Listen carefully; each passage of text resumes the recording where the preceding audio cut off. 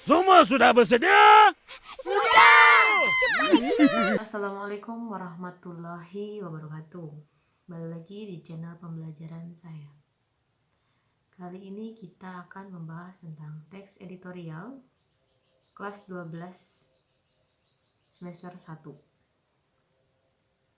Teks editorial. Pernahkah Anda mendengar tentang teks editorial? Bagi yang terjun di dunia jurnalistik, mungkin pasti sudah tidak asing lagi.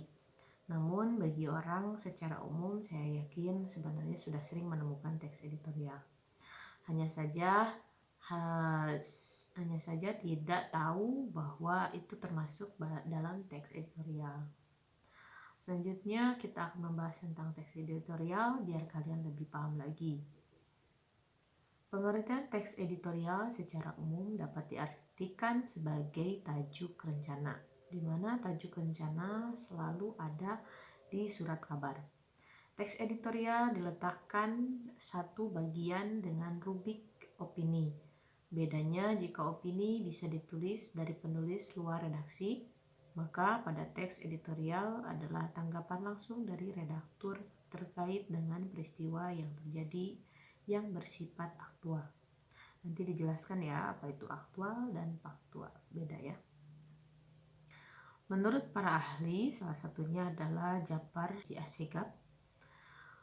Dia mengartikan teks editorial itu ialah sebagai fakta dan opini singkat, namun tetap logis.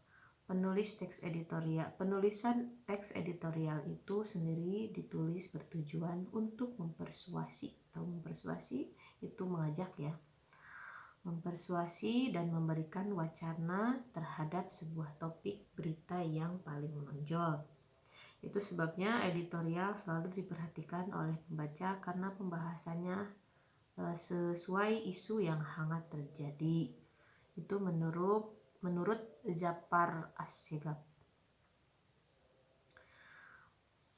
Selanjutnya ada tadi pengertiannya kita sudah jelas ya bahwa teks editorial itu adalah tajuk rencana. Nanti dilihat ada contoh-contohnya di akhir. Selanjutnya ada tujuan teks editorial. Tujuan dari teks editorial memiliki beberapa tujuan yang harus Anda tahu. Satu, mempersuasi atau mengajak pembaca ikut merenung pada isu aktual yang sedang ramai diperbincangkan masyarakat. Yang kedua, secara tidak langsung redaktur memberikan pandangan terhadap isu yang terjadi kepada pembaca. Terus ada lagi yang ketiga, entah disadari atau tidak dari pandangan redaktur tersebut diharapkan mampu menggerakkan pembaca terlibat atau memahami lebih dekat terhadap isu-isu yang sedang banyak dibicarakan. Selanjutnya ada penulisan editorial sebagai sebuah memperjuangkan argumen agar isu tersebut mendapat perhatian. Terus ada lagi yang selanjutnya nomor 5, dilihat dari perspektif yang lain. Editorial bertujuan untuk memberikan gambaran singkat atau pemahaman singkat namun mendalam bagi pembaca yang masih tidak memahami isu aktual yang dihadapi masyarakat. Selanjutnya ada editorial bertujuan untuk memberikan pemikiran atau mengajarkan problema solving. Itu ya. Terus ada lagi masuk ke ciri-ciri teks editorial. Pertama ada bersifat aktual dan faktual. Apa sih bedanya faktual sama aktual itu, Ibu? Nah, faktual itu adalah kejadian yang sifatnya nyata dan benar-benar terjadi tanpa mengikat waktu, di mana kejadian yang diambil bisa yang sifatnya baru terjadi sekarang dan masa lalu. Itu yang faktual.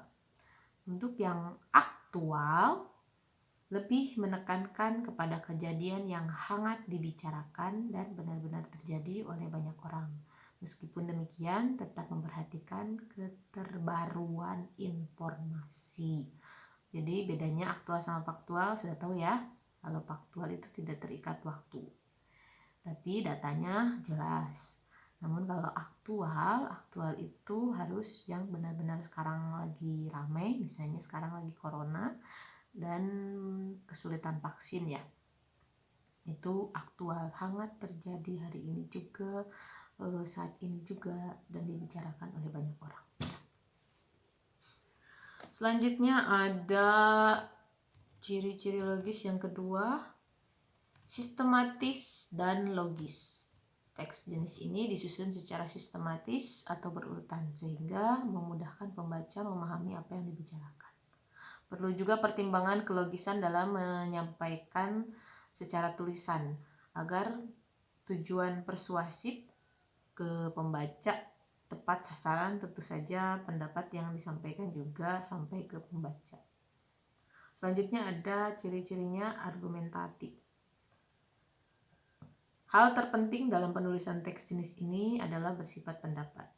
Jadi editorial sebenarnya bukan sebuah kebenaran, melainkan bagian dari bentuk perspektif atau pendapat.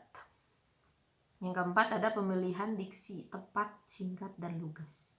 Paham diksi nggak? Diksi itu jika misalnya contohnya gini ya, ketika kalian berbicara dengan orang yang lebih besar atau orang yang sudah agak yang dihargai, yang lebih tua dari kalian, jangan menggunakan kata aku tapi menggunakan kata saya, baik itu secara lisan maupun tulisan. Misalnya saya di sini ada keperluan, jadi tidak menggunakan kata aku. Terus ada maksudnya tadi pemilihan diksi tepat, singkat, dan lugas adalah ciri jenis secara singkat lugas, tidak berbelit-belit. Editorial dikemas dalam jumlah kata yang terbatas, di mana penulis menuliskan tidak terlalu panjang seperti halnya opini. Terus ada yang kelima, permasalahan yang diangkat skala nasional.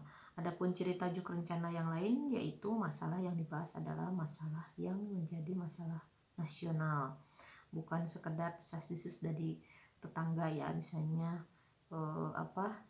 masalah kalian digosipkan kayak gitu, enggak ya, tapi secara nasional.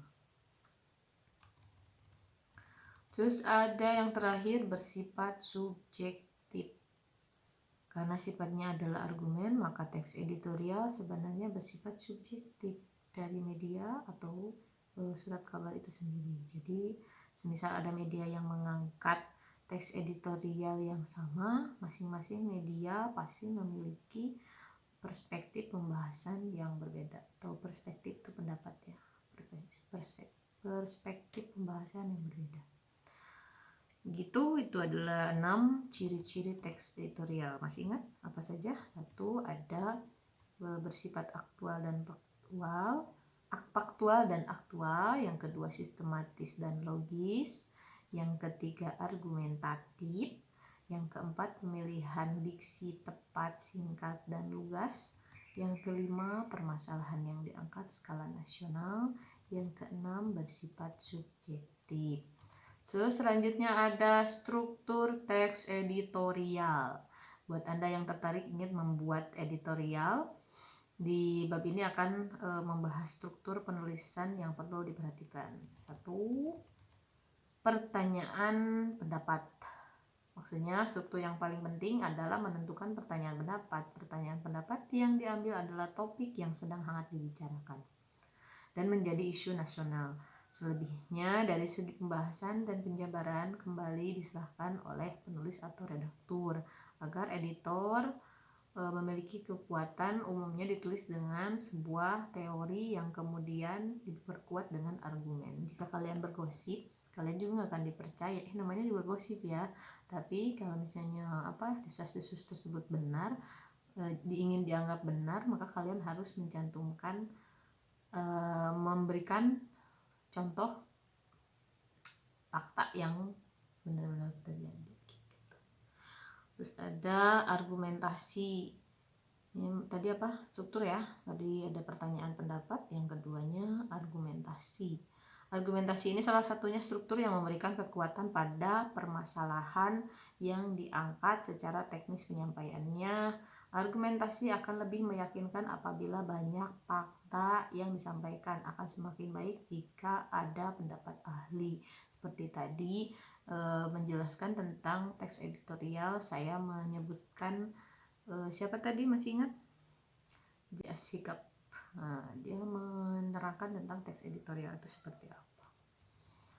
Terus yang ketiga ada pernyataan ulang pendapat. Seperti yang disinggung sebelumnya, pendapat ahli, pernyataan umum dan fakta yang diberikan bisa diberi tekanan, misalnya dengan memberikan pernyataan ulang pendapat. Contohnya gini, ketika kalian mendengarkan sesuatu, pasti kalian bertanya, benar nggak sih kejadian itu benar-benar terjadi? Nanti ketika pertanyaan itu diberikan, maka akan ada orang yang menjelaskan ulang seperti itu. Kalau mungkin secara lisan ya, tapi kalau secara tulisan ya ditulis dengan baik dan benar, dengan mengulang kembali, mempertegas dari awal ceritanya seperti apa, sistematis gitu. Itu ya, 3 tadi ada struktur editorial. Pertama, Ini adalah contoh tajuk rencana, biasa ditemukan di depan koran atau media cetak. Kalian yang suka membaca koran pasti bisa menemukan. Ini beberapa contoh teks editorial.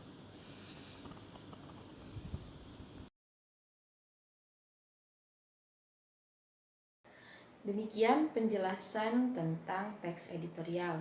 Semoga kalian tidak puas dengan penjelasannya dan mencari sumber-sumber lain.